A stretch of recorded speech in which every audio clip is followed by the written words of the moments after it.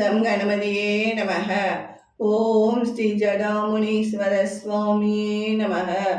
ஓம் ஸ்ரீ குருவாயூரப்பனே நமக. அனைவருக்கும் அன்பு வணக்கம். அப்பாடா, ஒரு வழியாக செக் பிரச்சனை தீர்ந்தது என்றார் மேனேஜர் மாதவன். ஆமாங்க சார், அந்த செக் கண்டுபிடிக்க நமக்கு ரொம்ப ஹெல்ப்ஃபுல்லாக இருந்தது மாயா தான் சார் என்றாள் கலா. அப்படியா, கூப்பிடுங்கள் மாயாவை என்றார் மேனேஜர் மாதவன். வெரி குட் மாயா, அந்த செக் கண்டுபிடிக்க கலாவுக்கு ரொம்ப ஹெல்ப் செய்தீங்களாமே. வந்த கொஞ்ச நாளில் நீங்க எல்லா வேலையும் கத்துக்கிட்டீங்களே. கீப் இட் அப் மாயா என்றார் மேனேஜர். எஸ் சார், கரெக்டா செய்தேன் சார் வேலையெல்லாம் என்றாள் மாயா. சரி, நீங்க போய் வேலையை பாருங்க என்றார் மாதவன் சார். கலாவின் செல்போன் ஒலித்தது. கலாவின் அம்மா அனுதான் பேசினார்.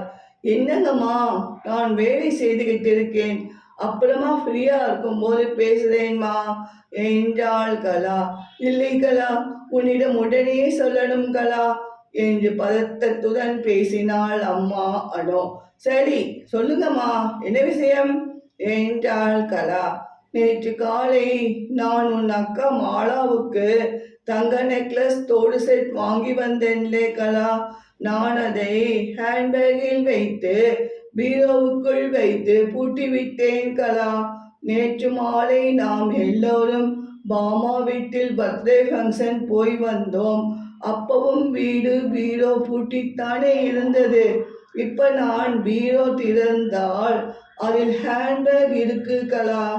ஆனால் அதில் இருந்த தங்க நெக்லஸ் தோடு செட் மட்டும் இல்லையே கலா என்று புலம்பினாள் அம்மா அனு.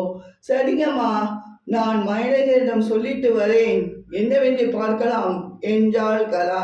மாயா, மரியம், நீயும் என்னுடன் வீட்டுக்கு வரியா கேட்டாள் கலா. என்னாச்சுங்க மேடம் என்று கேட்டாள் மாயா. விஷயத்தை சொன்னாள் கலா. ஓகே மேடம், நான் வரேன் என்றாள் மாயா. மதியம் மேனேஜரிடம் சொல்லிவிட்டு கலா மாயா இருவரும் கலா வீட்டுக்கு வந்தனர். வாங்க வாங்க சாப்பிடுங்க என்று இருவருக்கும் உணவு பரிமாறினாள் கலாவின் அம்மா அனு. நடந்ததை சொன்னாள் அனு. வீடும் பீரோவும் பூட்டியபடியே தான் உள்ளது. ஆனால் பீரோவுக்குள் ஹேண்ட்பேக் உள்ளே இருந்த தங்க நெக்லஸ் தோடு மட்டும் காணவில்லையே கலா. இது எப்படி சாத்தியம் என்று கேட்டாள் அம்மா அனு. உன் அப்பா அருணும் வெளியூர் போய் இருக்கிறார். மாலா வேலைக்கு போய்விட்டாள் கலா என்றாள் அம்மா அனு. ஆண்டி, வேற யாரும் வீட்டுக்கு புதுசா வந்தாங்களா என்று கேட்டாள் மாயா. அதெல்லாம் யாரும் வரலையேம்மா, எப்பவும் போல வேலைக்காரி வேலைம்மாதான் வந்து வேலை செய்துட்டு போனாமா என்றாள் அம்மா அனு. பீரோ இருந்த ரூமை ஆராய்ந்தாள் மாயா.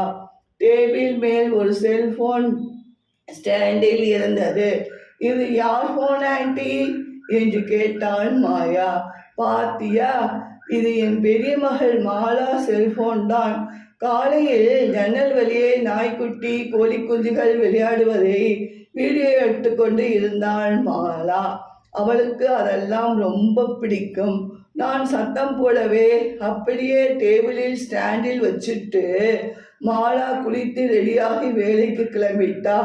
செல்போன் கூட மறந்து வச்சுட்டு போயிட்டா மாலா என்றாள் அனு. நானே இப்பத்தான் பார்க்கிறேன். ஆண்டி, ஒரு நிமிஷம் அந்த செல்போன் என்னிடம் கொடுங்க என்றாள் மாயா. அதிலிருந்த வீடியோ போட்டு பார்த்தாள் மாயா.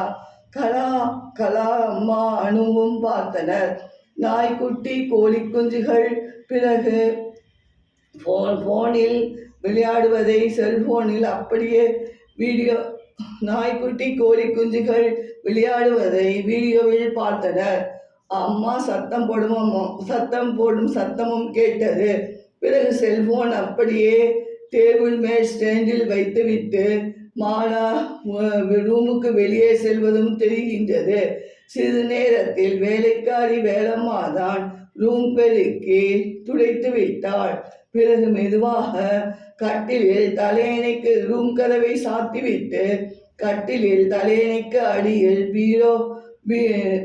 இருக்கும் பீரோ சாவியை எடுத்து பீரோ திறந்து ஹேண்ட்பேக்கில் இருந்து தங்க நெக்லஸ் எடுத்து தங்க நெக்லஸோடு மட்டும் எடுத்து வைத்து தன்னிடம் தன் மடியில் மறைத்து வைத்து கொண்டாள்.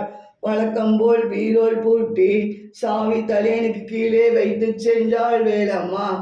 ஆஹா, அருமையான ஆதாரத்துடன் சிக்கிட்டா வேலம்மா என்றாள் கலா. மாயா, எப்படி நீ ஆராய்ந்தாய் என்று கேட்டாள் கலா. ஆதாரம் கிடைக்குமா என்று பார்த்தேன் மேடம். அப்பத்தான் அந்த செல்போன் பார்த்தேன் மேடம் என்றாள் மாயா. மா, வேலம்மா எப்பம்மா வருவா என்று கேட்டாள் கலா. மாலை 5 மணிக்குத்தான் வருவா. சரிம்மா, நாங்கள் ஆஃபீஸ் போய் மேனேஜரிடம் சொல்லிட்டு 4 மணிக்கெல்லாம் வந்துடுறோம்மா என்றாள் கலா. தொடரும் அடுத்த பகுதியில். இது போன்ற வீடியோக்கள் காண சப்ஸ்கிரைப் செய்து கொண்டு தொடர்ந்து கண்டுகளியுங்கள். நன்றி, வணக்கம்.